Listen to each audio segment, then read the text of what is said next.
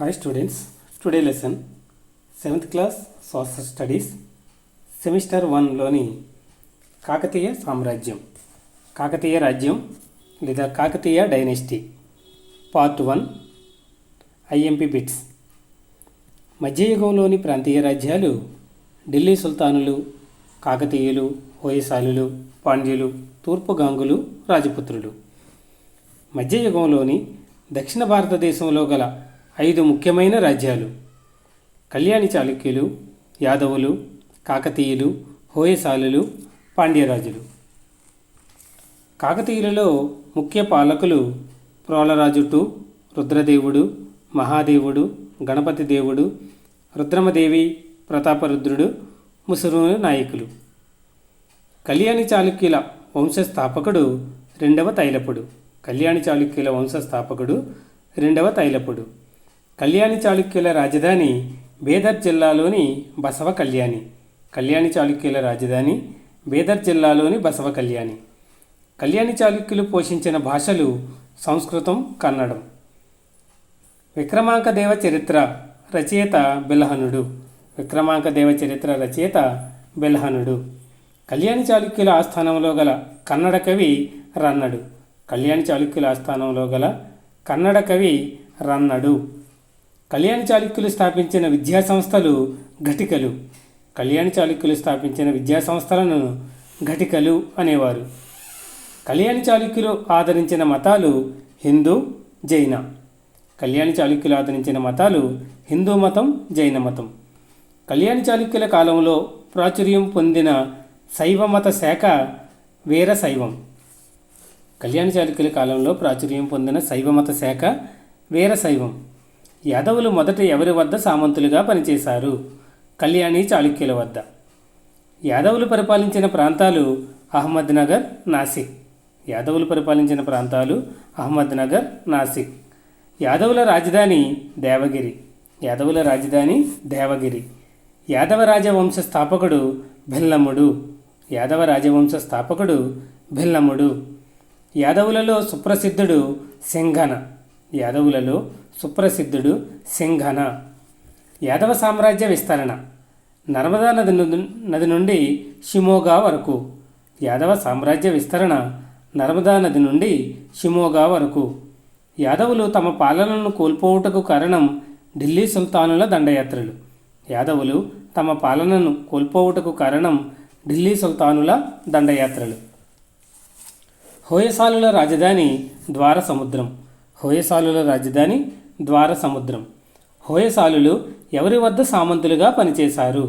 చోళులు, చాళుక్యుల వద్ద. హోయసాలులు ఎవరి వద్ద సామంతులుగా పనిచేశారు? చోళులు, చాళుక్యుల వద్ద. హోయసాలుల పరిపాలన ఎంతకాలం కొనసాగింది? 200 సంవత్సరాలు. హోయసాలుల పరిపాలన ఎంతకాలం కొనసాగిందంటే 200 సంవత్సరాలు. హోయసాలులలో ప్రముఖుడు బిత్తుగా విష్ణువర్ధనుడు. హోయసాలులలో ప్రముఖుడు బిత్తిగా విష్ణువర్ధనుడు. హోయసాలులలో చివరి పాలకుడు 4వ బల్లాలుడు. హోయసాలుల చివరి పాలకుడు 4వ బల్లాలుడు. హోయసాలులు పోషించిన భాషలు సంస్కృతం, కన్నడం. హోయసాలులు పోషించిన భాషలు సంస్కృతం, కన్నడం. హోయసాలులు అనుసరించిన మతాలు జైన మతం, ద్వైతం, విశిష్టాద్వైతం. హోయసాలులు అనుసరించిన మతాలు జైన మతం, ద్వైతం, విశిష్టాద్వైతం. ద్వైతమత స్థాపకులు మధ్వాచార్యులు. విశిష్టాద్వైత మతం స్థాపకులు రామానుజాచార్యులు. అద్వైతం మత స్థాపకులు ఆదిశంకరాచార్యులు. ద్వైతమతం మధ్వాచార్యులు, విశిష్టాద్వైతం రామానుజాచార్యులు, అద్వైతం ఆదిశంకరాచార్యులు. హోయసాలుల మత ప్రాచుర్య కేంద్రాలు మఠాలు అంటారు. హోయసాలుల కాలంలో మత ప్రాచుర్య కేంద్రాలను ఏమంటారు? మఠాలు. పాండ్యుల రాజధాని మధురై. పాండ్యుల రాజధాని మధురై.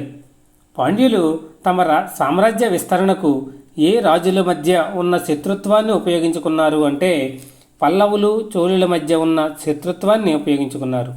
పాండ్యులు తమ సామ్రాజ్య విస్తరణకు ఏ రాజుల మధ్య ఉన్న శత్రుత్వాన్ని ఉపయోగించుకున్నారంటే పల్లవులు, చోళుల మధ్య ఉన్న శత్రుత్వాన్ని ఉపయోగించి పాండ్యులు అధికారంలోకి రావడం జరిగింది.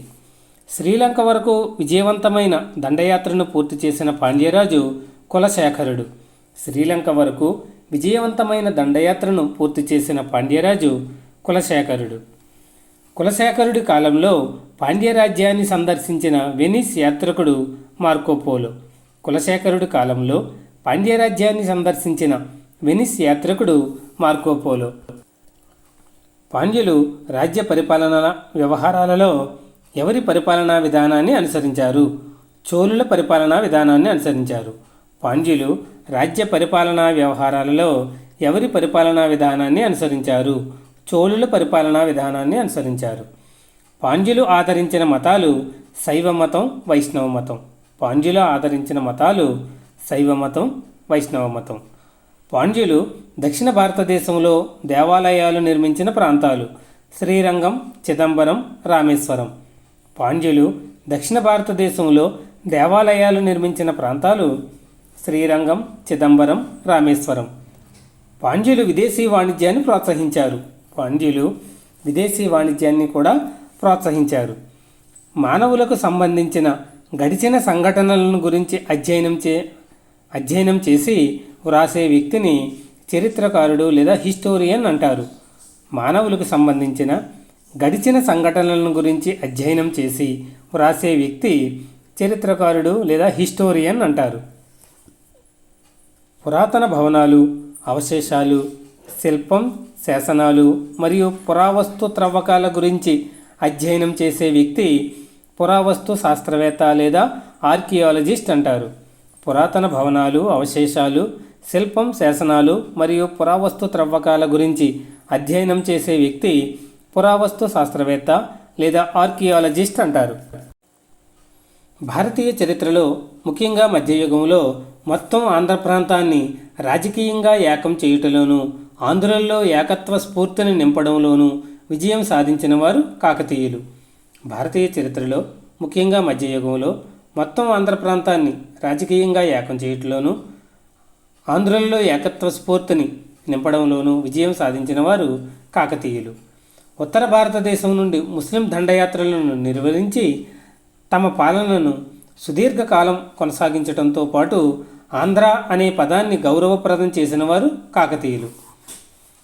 తెలుగు ప్రజలలో దేశభక్తి, స్వాతంత్ర్య స్ఫూర్తిని కలిగించిన వారు కాకతీయులు. తెలుగు ప్రజలలో దేశభక్తి, స్వాతంత్ర్య స్ఫూర్తిని కలిగించిన వారు కాకతీయులు.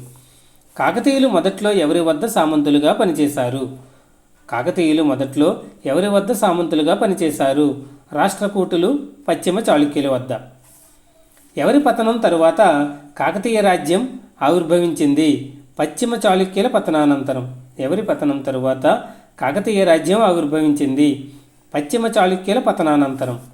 కాకతీయులు పాలించిన ప్రాంతాలు ఆంధ్రప్రదేశ్, తెలంగాణ, తూర్పు కర్ణాటక, దక్షిణ ఒడిశా, తూర్పు దక్కన్. కాకతీయులు పాలించిన ప్రాంతాలు ఆంధ్రప్రదేశ్, తెలంగాణ, తూర్పు కర్ణాటక, దక్షిణ ఒడిశా, తూర్పు దక్కన్. కాకతీయులకు ఆ పేరు రావడానికి కారణాలు. కాకతీయులకు ఆ పేరు రావడానికి కారణాలు కాకతి అనే దేవతను ఆరాధించడం వలన, కాకతి అనే కోటకు సంరక్షకులుగా ఉండడం వలన, చోళులు పరిపాలించిన కాకతీపురానికి చెందిన వారు కావడం వలన అని చరిత్రకారులు విభిన్న అభిప్రాయాలు వ్యక్తం చేయడం జరిగింది. కాకతీయులకు ఆ పేరు రావడానికి కారణాలు ఒకటి కాకతీయ అనే దేవతను ఆరాధించడం వలన అని కొందరి అభిప్రాయం. మరికొందరు కాకతీయ అనే కోటకు సంరక్షకులుగా ఉండడం వలన కాకతీయులకు ఆ పేరు వచ్చిందని మరికొందరు అభిప్రాయం. చోళులు పరిపాలించిన కాకతీపురానికి చెందినవారు కావడం వలన కాకతీయులనే పేరు వచ్చిందని మరికొంతమంది చరిత్రకారులు అభిప్రాయపడ్డారు. కాకతీయ వంశ స్థాపకుడు గుండ్యన. కాకతీయ వంశ స్థాపకుడు గుండ్యన. కాకతీయుల మొదటి రాజధాని హనుమకొండ, రెండవ రాజధాని ఓరుగల్లు. కాకతీయుల మొదటి రాజధాని హనుమకొండ, రెండవ రాజధాని ఓరుగల్లు. ఓరుగల్లును నిర్మించిన వారు రుద్రదేవుడు. ఓరుగల్లు పట్టణాన్ని నిర్మించిన వారు రుద్రదేవుడు. రాజధానిని హనుమకొండ నుండి ఓరుగల్లుకి మార్చిన వారు రుద్రదేవుడు. రాజధానిని హనుమకొండ నుండి ఓరుగల్లుకు మార్చిన వారు రుద్రదేవుడు. కాకతీయ రాజులకు గల మరొక పేరే ఆంధ్రరాజులు. కాకతీయ రాజులకు మరొక పేరు ఆంధ్రరాజులు. మొదటి తెలుగు గ్రంథం శ్రీమదాంధ్ర మహాభారతం. మొదటి తెలుగు గ్రంథం శ్రీమదాంధ్ర మహాభారతం. రచయిత తిక్కన. శ్రీమదాంధ్ర మహాభారతం రచించిన తిక్కన కాకతీయ కాలానికి చెందినవాడు. త్రిలింగ దేశం కాళేశ్వరం, శ్రీశైలం, ద్రాక్షారామం ఈ మూడింటిని కలిపి త్రిలింగ దేశం అంటారు. తెలంగాణలో కాళేశ్వరం, రాయలసీమలో ఉన్న శ్రీశైలం, తీర ఆంధ్ర ప్రాంతంలో ఉన్న ద్రాక్షారామం కలిపి త్రిలింగ దేశం అని పిలుస్తారు. ఓరుగల్లుకు ప్రస్తుతం పేరు వరంగల్. ప్రాచీన నామం ఏకశిలా నగరం. ఓరుగల్లుకు ప్రస్తుతం గల పేరు వరంగల్లు. ఓరుగల్లుకు గల ప్రాచీన నామం ఏకశిలా నగరం. లైక్ చేయండి, షేర్ చేయండి, సబ్స్క్రైబ్ చేయండి, పక్కన ఉన్న బెల్ ఐకాన్ ప్రెస్ చేయండి.